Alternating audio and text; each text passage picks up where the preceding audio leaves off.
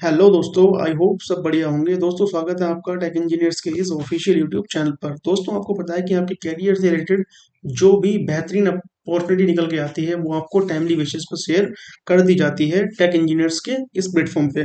दोस्तों, ये वाली वैकेंसी जो है ना, वो न्यूक्लियर पावर कॉरपोरेशन के लिमिटेड की तरफ से आई है, यानी कि एनपीसीएल की तरफ से आई है, और कुडम कुलम न्यूक्लियर पावर प्रोजेक्ट है। बेसिकली ये तमिलनाडु के अंदर स्थित है, तो जॉब लोकेशन आपकी वहीं रहने वाली है। ओपनिंग डेट की बात करें तो ये 8/6/2026 से स्टार्ट है, जबकि क्लोजिंग डेट जो है वो 29/6/2026 है। तो अच्छा खासा 21 दिन का टाइम है, तो आप फॉर्म इसको बढ़िया तरीके से भर देना अगर आप इसकी क्वालिफिकेशन को मैच करते हो।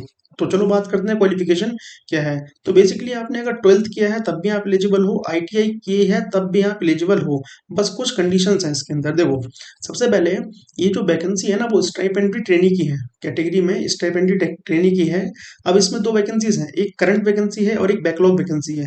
देखो, करंट वैकेंसी क्या होती है, जो प्रेजेंट टाइम में निकली हुई है। तो प्रेजेंट टाइम में 208 वैकेंसी है, ठीक है। और जो वैकेंसी पिछले फॉर्म में रह गई थी, बैकलॉग उसे बोलते हैं। तो ये टोटल मिलाकर 255 वैकेंसीज निकली हैं, पर निकली तो अभी है, तो माना जाएगा कि अभी की वैकेंसी है ये, ठीक है। अब देखो, अब डिसिप्लिन की बात करें तो एक ही वैकेंसी है ये, ठीक है, मतलब दे रखा है कि ऊपर नीचे। अब ये देखो, कैटेगरी सेकंड है ना, स्टाइपेंड्री ट्रेनी, ये ऊपरी वाली है। अब इसमें देखो दो वैकेंसीज हैं, एक प्लांट ऑपरेटर है। तो प्लांट ऑपरेटर में 136 वैकेंसी है, बढ़िया नंबर है। और इसके लिए केवल 12th चाहिए, ठीक है। और ध्यान रखना कि 10th में एक इंग्लिश सब्जेक्ट जरूर होना चाहिए, और 12th जो है वो पीसीएम से होना चाहिए। वो अभी नीचे बात करेंगे एग्जाम प्रोसेस की, सिलेक्शन प्रोसेस की क्या है, ठीक है। अब देखो, बाकी जो पोस्ट है ना, इन पे आपको क्या चाहिए, आईटीआई चाहिए। तो बाकी पोस्ट मिला के लगभग अच्छी खासी वैकेंसी है, किसी में 15 है, किसी में 15, 47, 30, अच्छी वैकेंसी है, ठीक है। अब देखो, रिजर्वेशन जो है वो पीडब्ल्यूडी कैंडिडेट के लिए मिलेगा ही, ठीक है। अब उसका भी क्राइटेरिया रखा है, ये लिमिटेड पोस्ट दे रखी है उनके लिए, ठीक है। हर पोस्ट के लिए एलिजिबल नहीं होते हैं, ABCDE, टोटल क्या है, 11 पोस्ट पे ये एलिजिबल रहेंगे, ठीक है। क्योंकि इनका एक अलग क्राइटेरिया रहता है, ठीक है, वो इनका ये दे रखा है, आप पढ़ लेना, इनसे आपको कोई मतलब नहीं है। आपको अपनी वैकेंसी से मतलब है, ठीक है। अब सुनो, इनने बोल दिया है कि अगर पीडब्ल्यूडी कैंडिडेट होना तो आपको स्क्राइब रीडर या लैब असिस्टेंट आपको खुद ले जाना होगा। और जब आप फॉर्म भरोगे तो उसमें बताओ दोगे कि हम पीडब्ल्यू कैंडिडेट हैं, तो आपको उसका नेम भी देना पड़ेगा कि किस को आप ले जाओगे, ठीक है। तो वो सब चीजें मेंशन करनी पड़ती हैं। बाकी अगर इसमें क्वालिफिकेशन की बात करूँ ना, तो इसकी जो वैकेंसी स्टाइपेंडी ट्रेनिंग की आई है, इसमें बेसिकली जो प्लांट ऑपरेटर है उसमें क्या चाहिए, 10+2, यानी कि आपने 12th किया होना चाहिए, वो भी क्या है, साइंस स्ट्रीम से, ठीक है। और candidate should have study English as one of the subject at least SSC 10th। एक सब्जेक्ट इंग्लिश का जरूर होना चाहिए 10th में, और वो सबके पास होता है, ठीक है।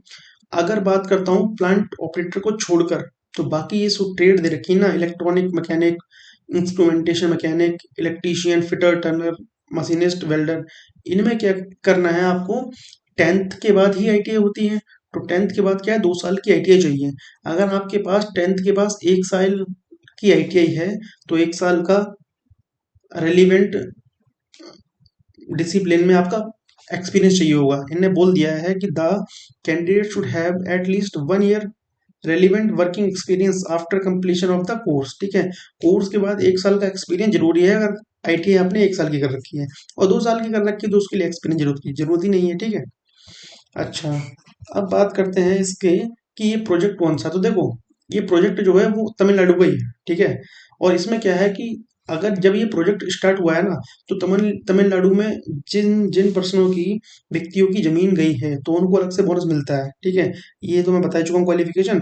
अब ये बोल रहा है कि bonus mark to PAP candidate, मतलब क्या है कि प्रोजेक्ट अफेक्टेड पर्सन। इसने बोला है कि 20% डिस्काउंट मिलेगा, ठीक है। 20% डिस्काउंट उन्हें मिलेगा जिनकी जमीन क्या है इसके अंदर गई है, ठीक। अब पे लेवल की बात करूं तो बढ़िया पे लेवल है, और सुविधाएं बहुत है पीएससी की जॉब में, ठीक है। इसमें ये बोल दिया कि stipendiary training during first training, ठीक है, 20,000 पर मंथ। सेकंड ईयर क्या है, 22,000 मिल जाएगा। बुक अलाउंसेस 3,000, ठीक है। और ये ड्यूरेशन 2 साल की रहती है ट्रेनिंग की, ठीक है। अब ये बोल रहा है कि जैसे ही आप सक्सेसफुल कंप्लीट करोगे ना, तो टेक्नीशियन बी की पोस्ट पर पहुंच जाओगे, लेवल 3 की। और लेवल 3 में DAT HR सब मिलाकर लगभग 35,000 रुपए के आसपास राउंड फिगर मिल जाएगा आपको, ठीक है। तो बढ़िया वैकेंसी है, आईटीआई लेवल पर 34-35 हजार बढ़िया सैलरी है यार, है ना। अब ये बोल रहा है कि ये सारे अलाउंसेस देख लेना आप, क्या क्या है क्या नहीं है। बाकी ये सब डिस्कस करूंगा तो बहुत लंबी वीडियो उठाएगी। अब देखो, पीएसयू के अंदर हो चाहे कोई भी गवर्नमेंट जॉब हो, उसमें एक बॉन्ड जरूर होता है। तो इसने बोल दिया है कि बॉन्ड आपका 5,70,000 रुपए का है, ठीक है, पीरियड ऑफ 5 ईयर के लिए। अगर इससे पहले से आप छोड़ देते हो तो आपको इतना पे करना पड़ेगा, ठीक है। अब ये बोल रहा है कि कैटेगरी सेकंड स्टाइपेंडी ट्रेनिंग, ठीक है, इसमें क्या है, एज लिमिट की बात करें तो एज लिमिट आपकी लोअर एज जो हो 18 और मैक्सिमम 24 हो। और डेट का क्राइटेरिया दे रखा है कि 29 बॉर्न ऑन आफ्टर 2002 के बाद और 2008 से पहले, इनके बीच में अगर आपकी डेट ऑफ बर्थ मैच कर रही तभी आप फॉर्म इसके अंदर भरेंगे, ठीक है। रिलैक्सेशन की बात है तो हमेशा पता है कि एससी और ओबीसी को 5 साल का, जबकि ओबीसी सॉरी एससी एसटी के लिए 3 साल का, ओबीसी के लिए क्या है 5 साल का। मैं गलत बोल रहा हूँ, बेसिकली एससी एसटी के लिए 5 साल का मिलता है और ओबीसी के लिए कितना मिलता है, 3 साल के लिए, ठीक है। जनरल के लिए कोई रिजर्वेशन नहीं है। हाँ, अगर जनरल में ईडब्ल्यूएस आपने बनवा रखा है तो मोस्ट वेलकम है आपका, तब तो मिलेगा, ठीक है। और ये क्या है, contract employ fix term appointments, वो छोड़ो कुछ नहीं है। हाँ, अब बात करते हैं, देखो फिजिकल क्राइटेरिया क्या है। मिनिमम हाइट जो होनी चाहिए वो 160 सेंटीमीटर होनी चाहिए, और वेट जो है वो 45.5 से कम नहीं होना चाहिए, ठीक है, मिनिमम इतना ही होना चाहिए, इससे ऊपर कोई दिक्कत नहीं है। अब देखो, इसमें सिलेक्शन प्रोसेस क्या है। तो सबसे पहले क्या है, स्टेज फर्स्ट होगी, स्टेज टू होगी, फिर डॉक्यूमेंट वेरिफिकेशन होगी, ठीक है। पहला सीबीटी होता है कंप्यूटर बेस्ड, ठीक है, दूसरा एडवांस होगा, फिर हो सकता है ये स्किल टेस्ट भी ले लें या फिर इंटरव्यू, उसके बाद डीवी होगी, ठीक है। अब बात करते हैं कि ऑनलाइन एग्जामिनेशन का क्राइटेरिया क्या है।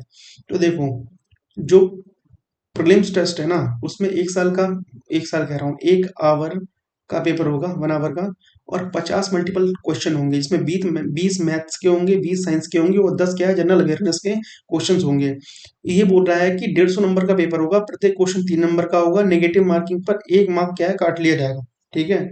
क्वालिफाइंग मार्क्स जो है 40-30% होने चाहिए, यूआर के लिए 40 और 80 एसटी के लिए कितने 30%। पर भाई ये सब बकचोदी है, असल में डिसाइड करती है कट ऑफ कि कितना स्कोर बंदों ने किया है, ठीक है। स्टेज टू में क्या है, 2 आवर का पेपर है, 85 क्वेश्चन रहने होंगे, और डिसिप्लिन से आपके क्वेश्चन पूछे जाएंगे, ठीक है। इसके बाद इंटरव्यू, देन आपका डॉक्यूमेंट वेरिफिकेशन हो जाएगा, ठीक है।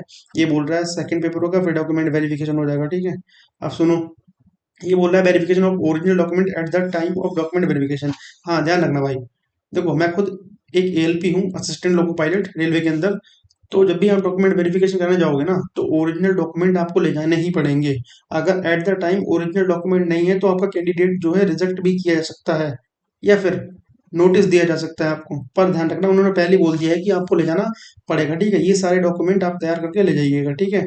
इसमें तुम्हारा दो दो फोटो होंगे, फिर ठीक है, प्रिंट आउट एप्लीकेशन का होगा, एडमिट कार्ड होगा, ठीक है, फिर अपनी 10th 12th की जो भी क्वालिफिकेशन है वो सारी ले जानी पड़ेगी, ठीक है।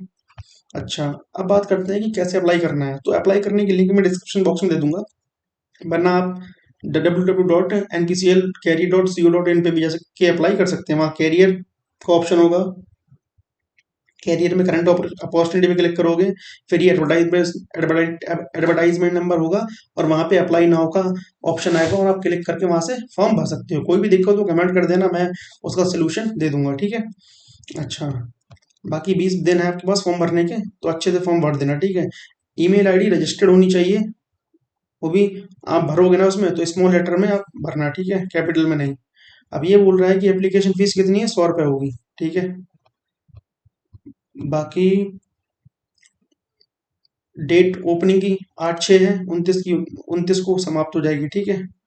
बाकी पेपर का ज़्यादा टाइम नहीं मिलता, पीएसयू का 2-3 महीने के अंदर निपटा देते हैं, और वैकेंसी फास्ट चलती है इनकी, ठीक है। तो मेरे को लगता है सब कुछ मैंने आपको डिफाइन कर दिया है। कोई भी दिक्कत हो तो कमेंट बॉक्स में कमेंट कर देना, और भाई कमेंट बॉक्स में टेलीग्राम चैनल का लिंक पिन कर रखा है, ठीक है, उसको जाके सब्सक्राइब कर लेना।